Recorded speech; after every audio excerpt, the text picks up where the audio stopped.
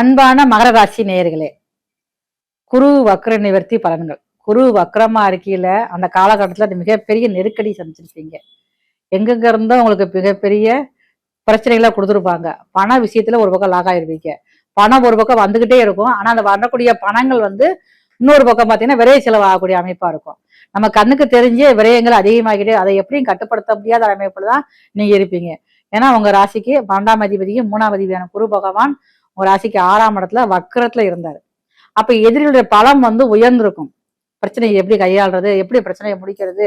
ஆனா இருந்தாலும் என்ன இருந்தாலும் உங்களுக்கு மனசு துணிவு அதிகமா இருக்கு. ஏன்னா உங்க ராசியில செவ்வாய் உச்சமா இருக்காரு.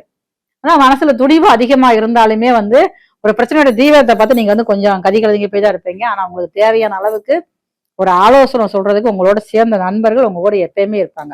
அதுதான் மகர ராசிக்காரர்களுக்கு மிகப்பெரிய ஒரு வரப்பிரசாதமே.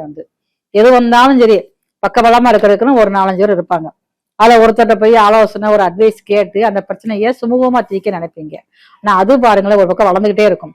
இதுக்கெல்லாம் ஒரு விடிவு காலம் பிறக்கிறதுக்காகத்தான் குருவுடைய வக்ர நிவர்த்தி காலங்கள் வருகிறது. அப்ப இதுவரைக்கும் இருந்த பிரச்சனை எல்லாமே முடிஞ்சிடும். பண விஷயமாக இருந்தாலும் சரிதான், தொழில் விஷயமா அந்த தொழில் நிறைய தடைகளை கொடுத்துக்கிட்டே இருக்கும். உங்களுக்குன்னு பாருங்க தொழில் போட்டிகள் அதிகமாகிட்டே இருக்கும்.